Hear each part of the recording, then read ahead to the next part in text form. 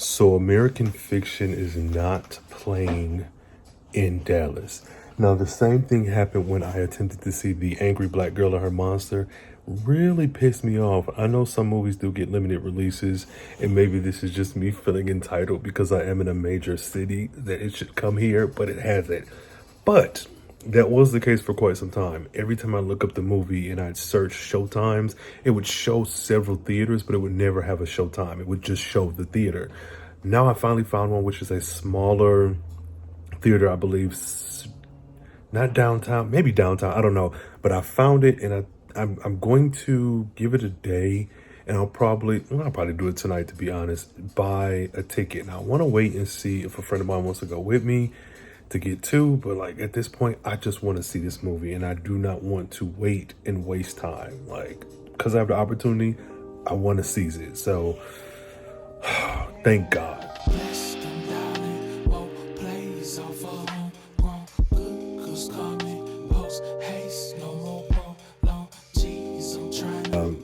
Friend didn't hit me back, so I hit that purchase thing. So I'm going to see the movie. I'm going to get up and do some things around the house and then get dressed and get ready to go. But I am just excited. Like, regardless to how the movie is, whether you like it, love it, or whatever, I've been wanting to see this movie, and I'm excited for it. So I'm gonna go ahead and do that, do whatever I got to do, head up, see the movie, and kind of see what it's hidden for, because this has really been on my radar for quite some time, and I love me some satire, I love me some flipping expectations, and I like me some good old down-home drama and tearjerker scenes and all that good stuff. So we're gonna see what American Fiction is hidden for, and if y'all have seen it, let me know. You know what I'm saying? Let me know how you feel about it. Did you like it? Did you love it? Did you hate it? But yeah.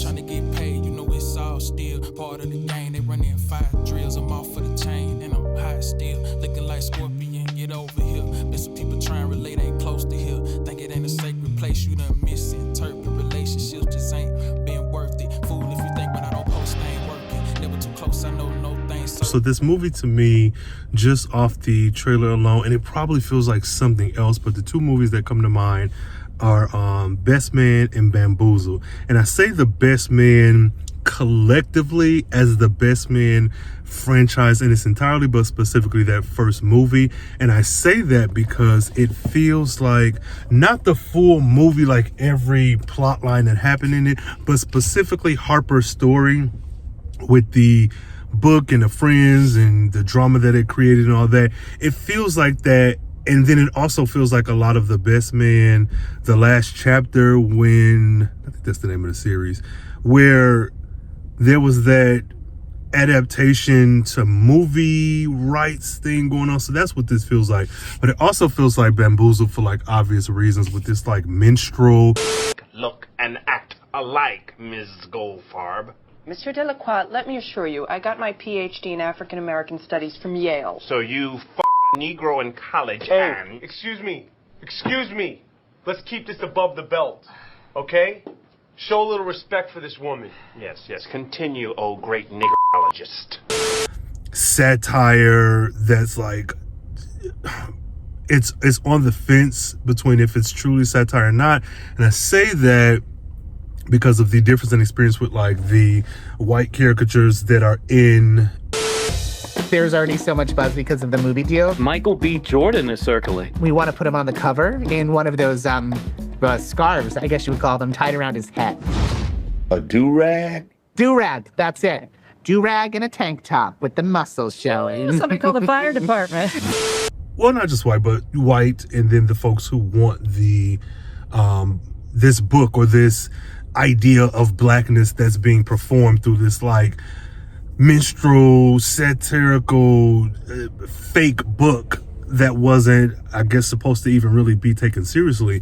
And it feels a lot like that to me. And I know there's something else, like another movie that's like sitting on the back of my mind that I cannot pull to the forefront, but hopefully when watching this, it'll come together for me. But yeah, I'm here a little early, so I'm going to take my butt in there, get my ticket, and sit down and get ready for this. But I am so excited. That's another thing. When driving over here, I was wondering, like, why am I so excited for this film? And I know it's the literature part of it, and it's this black-led film dealing with issues, topics, and from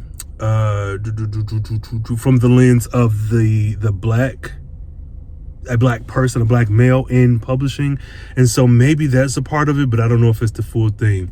Either way, I'm going to kind of sit with my thoughts throughout the movie and after, and then figure out if I can pinpoint where this excitement is coming from. But all in all, we about to go see this movie, y'all. Certain I walk in purpose, float on surface, fly in person. It's some stuff you gotta be birthed with. Leaving my mark in cursive, bleeding my heart, soothing the soul that goes to hope they purchase. But I no longer need a piece of margin, float on and let it eat me down the love.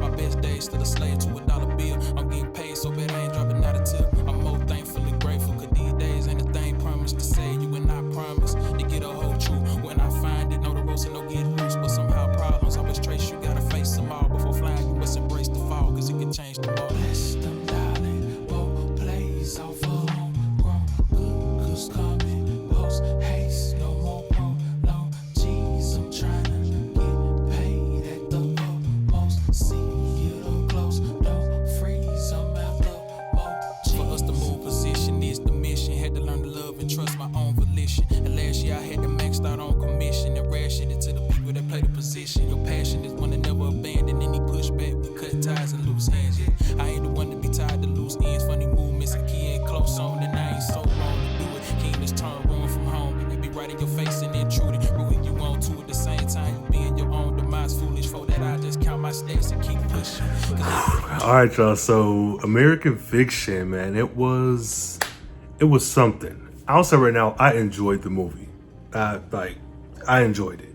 There were a lot of things that happened that I am still thinking about, and I will say that this is a story, characters, book, movie that I would love to revisit. But if we never get any more from them, I think this was solid. So starting off, American Fiction is a 2023. This is an American comedy drama film. Now, this was written and directed by Cord Jefferson. This was his directorial debut, and the movie is based off the 2001 novel Erasure by Percival Everett. The film follows a frustrated novelist professor who jokingly writes an outlandish, stereotypical black book out of spite, only for the book to be published and receive widespread fame and acclaim. This movie stars Jeffrey Wright, Tracy Ellis Ross, Issa Rae, Sterling K. Brown, John Ortiz, Erica Alexander, Leslie Uggams, Adam Brody, Keith David. Everett is also the executive producer on the film alongside with Ryan Johnson. This movie was something else. So in the theater, the last few movies that I've gone to see, I've gotten my ticket like late. I've just got a ticket, got the last one on a row, and just watched and enjoyed it. Sometimes there's folks there, sometimes they're not. And this wasn't any different. Well, the different part about it is that this movie was not slated to appear in theaters in my hometown, in my city. And I don't know what powers that be made it possible, but here we are. And so it had a wider release here in Dallas, and I have enjoyed every bit of it. So when getting to the theater, sitting down and watching it, I had high expectations just because I saw the trailer. The trailer was so funny. And I'll say one thing that I enjoy about this movie is that even the moments that appeared in the trailer, when they appeared in the movie, were just as funny. And there were so many other things sandwiched in between that the trailer, to me, doesn't feel like it's spoiling a lot, and all the funny parts are there. A lot of trailers you may see in superhero or just movies in general where a lot of the story is there. But one thing, if I can combat that a little, one thing that I think is something to be considered, that though I do have my frustrations with trailers, if your movie falls apart simply by a couple scenes being in the trailer, then that's not really a good look.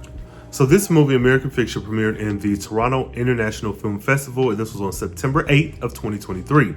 This won the People's Choice Award. It received a limited theatrical release by Amazon MGM Studios on December 15th, 2023. And that pissed me off because it did not come to my town. I was Mad about it.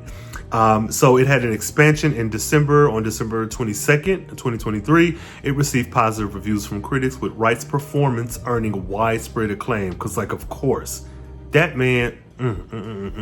So, it was named one of the top 10 films of 2023 by the American Film Institute and has received numerous accolades, including 2 nominations at the 81st Golden Globe Awards, including Best Motion Picture, Musical or Comedy, and 5 nominations at the 29th Critics' Choice Awards, including Best Picture. So let's run through this cast. We have Jeffrey Wright as Thelonious Monk Ellison. We have Tracee Ellis Ross as Lisa Ellison. We have Issa Rae as Sinatra Golden. Sterling K. Brown as Cliff Ellison. John Ortiz as Arthur. Erica Alexander as Coraline. Leslie Uggams as Agnes Ellison.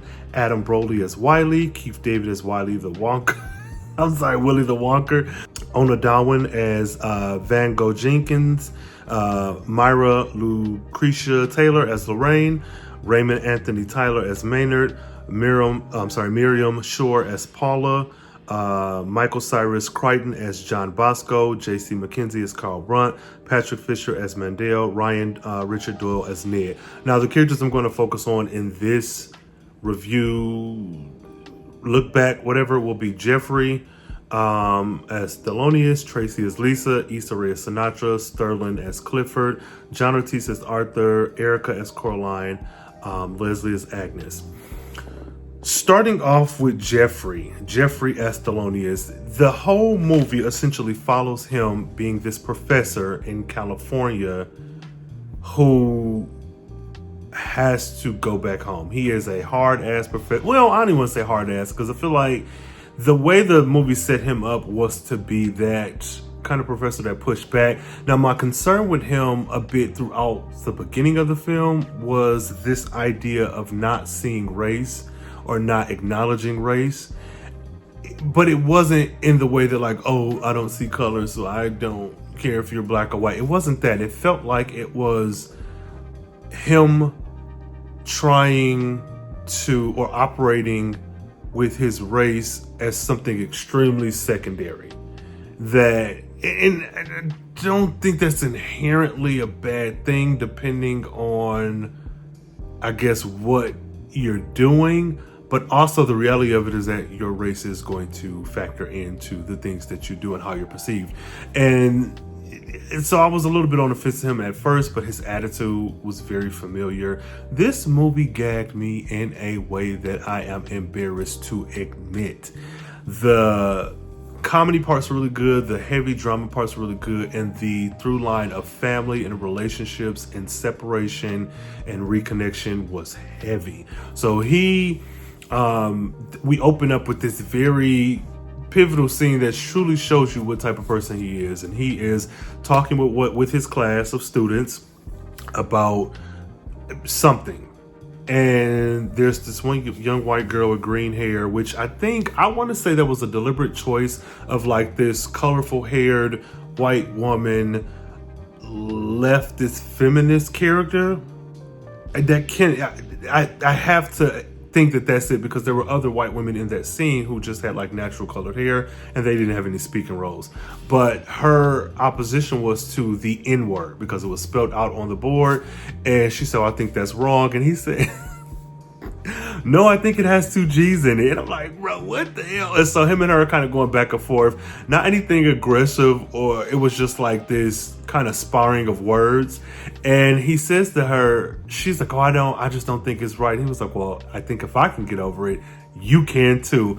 And that scene ends with her kind of rushing out of class and him raising his voice, and then him in the principal's office dealing with 3 of his colleagues who I think were his superiors, who were like, look, you are terrible. He even asked a young man who was German if his family were Nazis.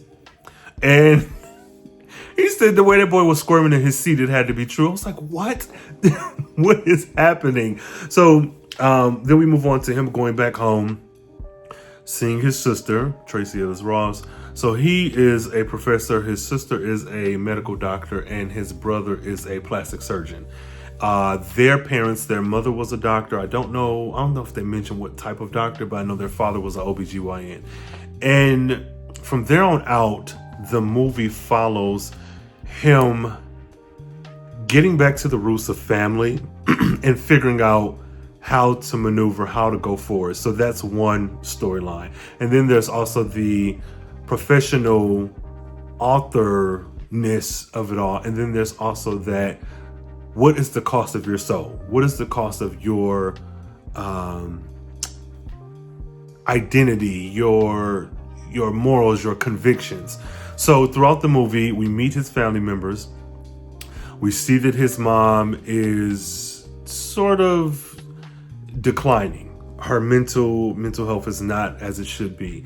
And him and Tracy Ellis Ross, who is his sister Lisa, they have a conversation about it. And I'll say this, the chemistry between everyone on this movie was phenomenal. I believe these folks as siblings. And him and Lisa are talking, and she's talking about she's going through or having separated, and I think she's getting ready to go through a divorce, or she's divorced. And he and her are kind of going back and forth about their mother, because it's like she says, Lisa, I'm the one here taking care of her. You and Cliff, the other brother, ran away out west as soon as you could. I'm here taking care of her. And with the divorce, I don't have the funds to take care of her in the way that I did before. And I like that. It was terrifying to watch because dealing with the mortality is not necessarily a bad thing, but the mortality with the side effects that may come with it, with Alzheimer's and dementia and declining health, it's like, having to make those tough decisions and have those tough conversations with family. Whew. So Lisa, played by Tracy Ellis Ross, was a phenomenal character as well. I'll say one of my issues with the movie is her character, and it's not because she did anything bad. I don't know what the budget was like. I don't know what because I haven't read Percival's book, so I don't know if this was a direct adaptation or if there were some liberties that were made. But spoiler for the whole movie, Lisa dies. And it was jarring, and so I liked that because you pulled me in. You had me interested and invested in her and in the family and seeing what would come from the earlier conversations. But it hit me hard, and I was like, God damn, why would you kill her off? And I'm sure that was intentional because you did get attached to her. She was so charming, and her and Monk's chemistry was there. And some of the childhood issues that were kind of bubbling under the surface came to the head as well. But to have her die like that was like, it blew my mind. Now my issue with that kind of stems from the idea, like in comic books, where you have a girlfriend or a wife and you just kill them off, or you put them in a refrigerator in order to give the male lead something tumultuous and some turmoil to deal with. And I don't think that's exactly what happened here, but I just wonder how different of a movie would have been had she have lived. But that's not something I'm hung up on 100% because there were other black women in the film. But I was just like, man, why you take her out? But it also feel kind of hypocritical because her death made Monk have to stand up and take charge of her role in her mother's life. You need to do these things that you weren't doing for years, and you didn't have to because I was here and they were leaning on me. And I'm not a woman, I'm not a black woman, so I don't know the specifics, but I'm sure based off of conversations I've had and heard, there is a conversation to be had there of not only the child stays behind to take care of the parent, but also the girl child having that burden of just being expected to be the caretaker. So, again, that's not a conversation that I can lead, but I know that there's something there. So I hated that she was gone. We meet, what's the lady's name? The housekeeper, Lorraine, played by Myra Lucretia Taylor. Lorraine was a sweetheart, and I liked her. And her presence to me, I'll say, watching this movie, when she popped up, first thing came to my mind was like, oh, is this a a sister? Is this an aunt? Is this a sister of the mother? But knowing that she's the housekeeper, caretaker, whatever, in my mind, and I'm sure this was intentional, oh, they got money. They got a little bit of money. You got this woman here who has been there for years, because she calls Theophilus, Lord, she calls Monk Mr. Monk, and he's like, don't call me that. Thelonious like, no, don't call me that. And she's like, oh, you'll always be Mr. Monk to me or something. But she gets her own storyline. And I think there's a conversation to be had about her parts of the movie maybe taken away from other things. Because I think the pacing in this movie, I don't think it was bad. I think it was different, and I'll try to circle it all back. So there are gaps of time that passes in this movie that feel a little foreign, and that's not a bad thing. It feels a little foreign because I guess I'm used to movies and series that may have the display of X amount of time has passed, or that may have longer runtime to do a little bit more. But there were relationships that were just kind of grown off screen, but it wasn't jarring, like it was done poorly. And I will get to her in a bit, but the Erica Alexander character, Coraline, when her and Monk meet, and then when they get comfortable, and then when they deal with the family stuff, it's expected or understood that she has been around. And so these people are familiar with her. And I don't know if I have the words for it, but that action or inaction in and of itself kind of showed the passage of time, not just we've moved gaps of time, and so where this event is happening in a month, now we're here, but it also showed in the relationships between everybody, and I thought that was very stellar. So going back to Rhayne, she her presence showed me they got a little bit of money.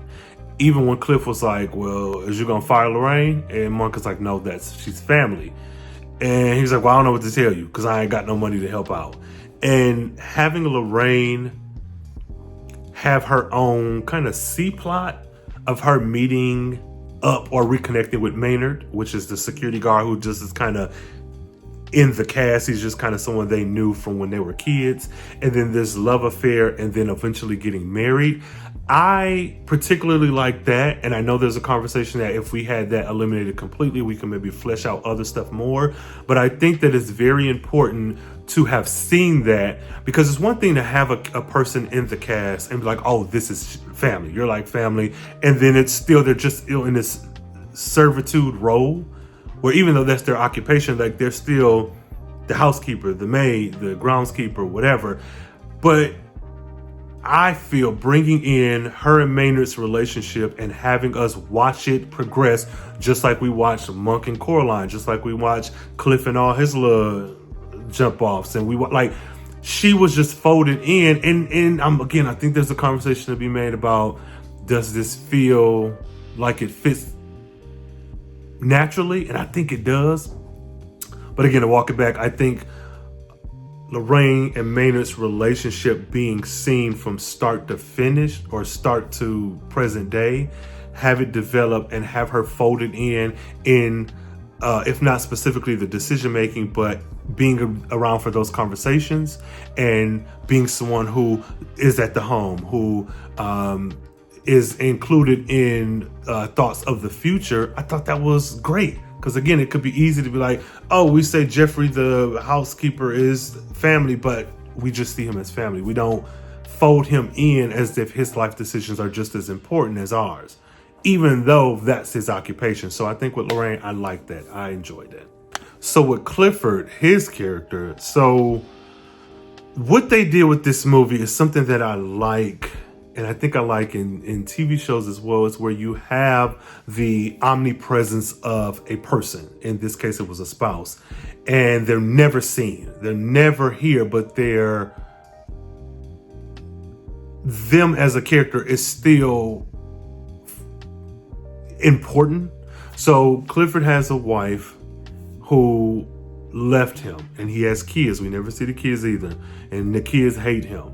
And it's all because of him having an affair on their mother, and he has an affair with the man. She caught him in bed with a man, she left him, and that's that. And so her and the kids being upset with him and leaving him, and then draining those finances, of course, add to him in this not being able to assist fully. Because in my mind, when I look at this film, if we dropped in on this family a year prior to the start of this movie, I would imagine Lisa has the most expendable income because she's married, and I would assume that her husband, because I don't think we mentioned his occupation, but was a doctor or some sort of professional as well. And then we have Cliff and his wife and kids who are out west in Arizona. He's a plastic surgeon. I would again imagine that the wife has some decent profession as well, or if she is a housewife, they are still happily together, so there's no splitting of the funds, and so he would be next wealthy, and then Monk would then be in third place, but still, you know, because he's supporting just himself and not a family, decent amount of money. And so I bring it up because the separation between Cliff and his wife is hinted at, and so of course he can't contribute money like he probably could in the past. And that, how do I put this? Him being someone with a certain profession that lends itself to a particular lifestyle, having that lifestyle ripped away from him. And it's the aspirational, go to high school, go to college, find your partner, get a good job, 2.5 kids, pick your fence, and live your life. That old, like, American dream. It's like he had that, but it's at what cost? And so though we see him, we don't necessarily see him struggle, but it's inferred that his financial struggle is real because of these decisions that he made. But these decisions that he made makes him a more real, fully fleshed out, actualized person, as opposed to existing in this cloud of, like, fictional American dream where you don't really want your wife because you are a queer man. And so taking that pay cut, per se, with her and the kids leaving him and taking half or most of his practice, but that being the cost he has to pay to live his real life, it was so interesting. Now, I'll say this, though I did love these Cliff character, I would have liked to have seen an actual gay black man, beautiful gay dark-skinned black man, play this role. But I think Sterling is phenomenal. He did what he needed to do. A lot of his acting, he stole every scene he was in. I think everyone was great. Everyone had chemistry with each other, but that man was a standout in this movie. Another interesting part about him that I enjoyed, that has me wanting to look more into Percival, the author of Erasure, is this, how do I put this? This queer black man who it can be understood that he had been dealing with his own queer identity for some time, even prior to being married, or maybe right when he got married. But this idea of him being this adult man in his 40s, because I think Lisa was in her late 50s, in his 40s, having to make up for lost time, because he experienced a lot of questionable behavior, the drug use. I think he did a lot of cocaine, the succession of sexual partners. Now, this isn't to shame anyone. Do what you got to do. The world's going to hell in a handbasket in real life. Do what you need to do to make yourself feel good. But he's positioned in a way that feels like a 20-year-old kid. And he even mentions, I got to make up for lost time. You know, I just been gay for 40, say 4 years. He didn't say that. I forget how many years, but I think 2 years, 3 years, I don't know. But again, this black man who is now paid the price of his poor decision making, which also stems from a larger idea, narrative concept of why you couldn't just be gay to begin with, why you couldn't just live in your true life, what systems are at play that made that very uncomfortable, which we saw a bit of that later on in the film with his mother dealing with her Alzheimer's and saying something very about, oh, I knew you wasn't one of them queers, and like having that, it's a lot. So his character is the one that I maybe enjoyed the absolute most if I had to rank anyone. Sterling's portrayal was great. A lot of the topics being discussed were very real. They were things that I've seen playing out right before my eyes, and things that I've been privy to, not so publicly as well. And it's like, my goodness, this is ridiculous. And then we have Coraline, played by Erica Alexander. And that Coraline, this movie was wonderful for Black love. And not just that in the concept and idea of just Black people being together, but when you get movies in the past, everyone's 25. Like there was this apprehension of being older and this certain portrayal of what it is to be an older person. And adding into the different maybe racist ideologies and practices going on throughout every facet of American life, but specifically in Hollywood and entertainment and media, to see seasoned Black love, I'll say that, I hope that sounds good, was so good to see. From Rhayne and Maynard to seeing Monk, to seeing Monk and Coraline, I enjoyed it. Now, Erica did a phenomenal job. She was a lawyer. She was a just regular person. Lived across the street from their beach home. They had to sell, they being the Ellisons, had to sell the home that the mother lived in to move into the beachfront home and to care for her there. They bumped heads. She dropped some tomatoes on the ground. He went and helped her pick them up. And she's like, oh, you just moved in. And he's like, yeah. He's like, oh, I didn't think anyone lived in that house. And he was like, yeah, we just moved in here. And she says, kind of jokingly, I thought it was haunted. They said this older man blew his brains out in the house or something. And it was this uncomfortable laughter when she realized that's Monk's father. So Monk's father committed suicide. So that's another part of the movie that had me. It just had me. The father was imperfect, though to Monk he was perfect, because Monk is I think the prodigal son, because I think it's Lisa, Monk, then Cliff. As far as, yeah, I think that's it. And though we don't see the father and we don't see any of this played out on screen, thankfully, knowing that he was a successful professional, he was a doctor, but he also was flawed. He cheated on their mother time and time again. He was an OBGYN who visited his clients out of town. They made it very clear that the father was a cheater. And then even when that was expressed later in the film with the conversation between Monk and his mom, she's like, he said, why didn't you leave him? She's like, he would have been even more lonely without me. And he's like, what do you mean? She was like, he was a genius, and geniuses are usually lonely, just like you're a genius. And I was like, I'm not doing it justice. Please watch this film if you haven't. But this idea of this perfect leader, head of household image with this beautiful wife and these beautiful kids and this status symbols of having this live-in maid, big nice house, nice cars, in this profession, but then also beneath the surface, you're a cheater, you're moody, you're detached from your children, you've prized one as being the favorite, where even if you didn't do it intentionally, subconsciously you've done it, and you have alienated your other two.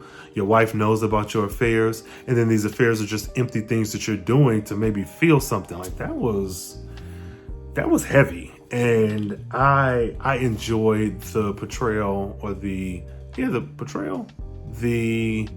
life of the father that was expressed to us throughout the different characters within the movie. There was a lot to kind of latch on to. So Coraline and Monk go through their trials and tribulations of dating, and it gets to a point where Monk is really being rude and short with her, but it's based off of his own issues with his life decisions, with his professional decisions. So to kind of bring it all back, Monk has been producing books for years, but they've been a particular type of book, something that he considers more professional and elevated and highbrow. And Issa Rae's character is someone who produced what seems like almost like it's a book, but like a documentary urban novel expose. So it leans heavily because of the satire into the stereotypical Ebonics and stereotypical Black hood culture.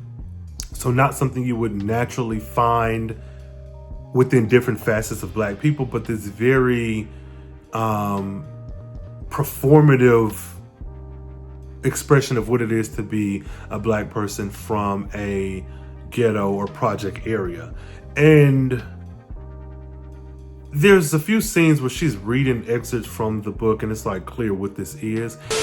Nah, she say. Hell nah. Girl, you be pregnant again? Might's be, I tells her. And if I is, Rhayne is gonna be a real father this time around. And so Monk decides to write his own. And for everything, they do seem like the same book to me, like the book that the Issa Rae character wrote and the one that Monk wrote. They seem like they're in the same vein, but with Monk, he's doing it pretty much as a fuck you to the publishing community, because he's like, why am I constantly being passed over? And I think we all could say we feel that way in some degree, but his issue is, why am I being passed over and trash, what he considers trash, like this isn't? And that's where I was like, oh, I don't know how I feel about this, because I like Monk, I like him as a character, I love the movie, but this shitting on books that are not the same as yours or what you deem to be worthy was really frustrating. Now I get it, because it's like you're writing this book for the white audience and for the white guilt of it all to make money, which was expressed later on in the film. But I think one thing that we missed, that we got a little bit of because of the Erica Alexander character Coraline, is where are the Black people in this conversation? Because we're focusing so much, and that could be the intention of Percival's book and of the movie. And so I'm not saying that it's not good, but for me, I was like, okay, we are focusing on the absurdity of performing a certain aesthetic for white people to consume to then make money. I get that. But where is the Black person who's also consuming this? And that's not to say they're going to love this. You can hate this as well. This being specifically Issa Rae character's book and Monk's hood book. I was like, where are they in the conversation? And I didn't need a whole lot, but I did want to have a bit more conversation other than just between Issa and Monk. I wanted that, but we didn't get that, but that's okay. So with that book he wrote, gave to his editor, and the editor, he was like, here, I want you to shop this around. He's like, I don't want to do it. I don't want to touch this. I ain't here for controversy. I'm just trying to sell books. I'm scared of this. Monk's like, man, send it out. Then the editor's like, well, can I say that it's a performative piece? He said, no, send it straight. I want this to be, this is the book. And he wrote got a stage name, Stag R. Lee. And it gets picked up for tons of money, more money than Monk has ever seen for any of his previous books. And I get that frustration there, because if it's something that you deem less than or not as quality as your own, then it's like, how did they get this deal? Where did that come from? Even though the person is you, because that's your pen name. Watching him battle with this, even if I did not agree with his ideas on a lot of it, was very interesting to see. The ride that we went on with him specifically about his art, and him and Coraline and her discussing, oh, I've read one of your books. Oh, what did you think? And then seeing this back and forth between them, even though we, the audience, never read his book, like we could infer by the things that Coraline was saying, what the book was about, how it was received. And I've been there so many times with my manuscripts, with books that I've published, with someone consuming my work and then me wanting to know, okay, what did you think? Even if it's bad, it's like, okay, what did you think? Oh, it's bad. Okay, why? What about this you didn't like? There's this excitement that can't really speak to other folks, but when you're a writer, there is this excitement of, how is this being perceived? How does this age? Who is this reaching? who hates it and why, who loves it and why, which character are you latching on to? I like character A, but everyone seems to like character C. I wonder, what is it about character C? What did I write that made them so lovable to this person? Maybe what's going on in the world that might be reflected in my book that now is giving certain scenes and actions and dialogue a whole new meaning. And I think that was expressed so well in this book, in this movie. When Coraline discussed his book, seeing his face light up, and then even when she discussed his pen name book by Staggar Lee and the frustration that he had with her about, how do you even enjoy this shit? This is trash, blah, whatever. And it's like, we are varied. I think Twilight is a terribly written series, but I love the movies. I know that there are problems with that series, tons of them, but I can still enjoy it, just like I can still enjoy some highbrow film or some, indie comedy made on someone's camcorder back in '93. People can like different stuff, but he was so frustrated in dealing with his own shit in his own head that he did not make room for other people. He never even expressed to her that he was the author of that book. So on her end, I meet this nice guy, handsome dude, we hang out, we spend time together, I get folded into his life where I'm now meeting his family. Everyone knows me first name basis. And then all of a sudden you flip this switch and you getting snappy with me? It was fucked. And so another part about this that I think they did not harp on a lot was the money. So Monk is dealing with money issues. The lights out in his mom's home. They had to sell the original home to move into the beach house and whatnot. With Lisa gone, that's income gone. Cliff now living his second puberty, but being a gay man and buying his drugs and hanging out with his lovers and all that, he doesn't have the stable income to assist. This book and this book deal heavily supplemented the income that was lost and then some. And that was never really, in my opinion, expressed in the film prior to Cliff coming back home to the beach house to see mother, because the mother went off to a nursing home, where he asked him, how you paying for this shit? Because the nursing home was like $5,600 a month. What?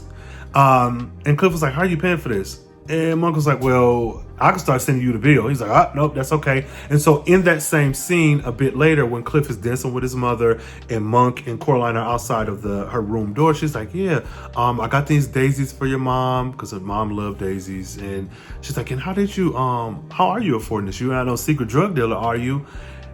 And he was like, no, I'm a writer and you're my girlfriend, not my accountant. I'm like, hold the fuck up. Don't take your frustrations out on me. And I really hated that for Coraline, because again, if we're looking at the movie from her point of view, I met a nice guy, we hit it off, I'm now part of his life, and I enjoy him, I enjoy his books, and now randomly when I bring up the idea of, hey, this is very expensive, how are you affording this? Instead of us having an adult conversation, you snap at me? Oh, fuck you. So she deals with that mess. And ultimately, she tells him to leave, because when they have their blowout and their argument sometime later, where they are sitting at her kitchen table eating, he's a little bit more tipsy and some of his issues is kind of bubbling up to the surface. And he pretty much tells her, like, fuck this book, this is dumb, why you reading this? And she's like, well, a friend of mine gave it to me, I like it, you said you didn't read it, you got a lot of opinions on this book for somebody who ain't read it. And she kicks him out. And I love that. Get him out of here. And ultimately, him and Cliff have a heart-to-heart where he's like, you don't let anyone in. People want to love you. People want to care for you, but you're so busy isolating yourself, separating yourself from anyone. We don't have the ability to be in your head. We're trying to be there with you, and you're pushing us away. In that scene, there was a conversation, again, going back to Sterling playing this queer black character, where he says, Dad died without knowing that I'm gay, without knowing who I am. And that makes me sad. And Monk is like, well, what if you told him and he didn't accept you? And Clifford says, then at least he would be accepted. He would be not accepting the real me. And I was like, oh, that shit is heavy. There were so many moments like that in this film, and I'm just blew my mind. My God. So ultimately, I'll go ahead and wrap that up. This movie had an ending that I don't ordinarily like. There is a series on Netflix. I can't remember the name. Is it Now You See? Not Now You See Me. It's, if I can remember it, I'll put the poster on the screen or something. But it's about a guy. This is a UK series about a guy who meets this girl. He likes her. She got a lot of drama and stress going on. There's some drug cartel, all that other stuff involved. But the ending of that was left so ambiguous that it's like, what the hell happened? And I'm okay with it because, like, figure out whatever works for you, and that's what happened. But I don't think it was executed well in that series, because you had us watch all these hours of this story and this trial just to end up with like, oh, maybe they made it, maybe they didn't. No, give me something concrete. I've invested all this time. With this movie, because it was very meta, there is this thing where you don't know how this movie ended. And I like that because it essentially gives you 3 different options for an ending that you just decide which one works for you. So the whole time we're watching the film, the book that Monk wrote as Stag R-Lee gets option for a movie. So they throw money at him to make a movie. And ultimately he decides he wants to make a different movie. And it is the movie about the man who wrote the Stag R-Lee and wrote that book. And so you get to a point in the film where essentially the entire film we've watched has been a retelling of the events of the film. And so where Stag R-Lee, who is a fugitive, quote unquote fugitive, on the run from the FBI, who is wrote this book about incarceration and whatnot, there is a ending where he stands up and reveals himself because he wins this award, and we fade to black. There is a version where he reveals himself and confesses, and then the FBI come in and they kill him. And there is a version of this where Monk, at that same dinner, award ceremony, goes back to Coraline's house and apologizes. And so there's 3, maybe 4, 3 different variations of it. Well, 4, because you get the actual ending of the actual movie that you're sitting in the theater to watch, which is him and his brother riding off into the sunset. But even that could possibly be seen as not the official ending if that's not what you want, because there's the book and the movie is the movie that we've been watching. I love it. So where ordinarily I think that ambiguity would have really pissed me off, I think it works well with this film and the way that they decided to portray the characters and the events of the movie. It has me really interested to read Erasure by Percival even more than ever now. So I think I may add that to a 2024 reading list. But y'all let me know, those of you who have seen it and you have watched the ending play out for you, did you like the ambiguity of it, the choose your own adventure portion, or were you like, what the fuck is going on? I just want to know what's what. Let me know, because I liked it, but I know that I don't like that with other films and properties usually. And lastly, what I recommend. I think it's clear. I would recommend this movie. Yes. Abso-freaking-lutely. This is really good. And let me know your thoughts. If you've seen it, if you want to see it, if you've seen the trailer, whatever, let me know what your thoughts are. And, if you agree with some of the things I said, if you disagree, that's perfectly fine. But let me know. Leave it in the comments. All right, y'all. I am Rhayne Coleman, the Carefree Black Nerd. This has been a review over none other than American fiction. I hope you guys had a great time. You're wonderful people. See you back here next time. Hit me up on Twitter and on TikTok at CarefreeBlackNerd, on IG and on YouTube at CarefreeBlackNerd. Carefree Blurred and Carefree Black, whatever. It'll be in the show notes. And until next time, stay carefree, stay nerdy, stay geeky, and I don't know, take care of your mama and get that beach house together if you got one. And if you're gay, be gay. I don't know.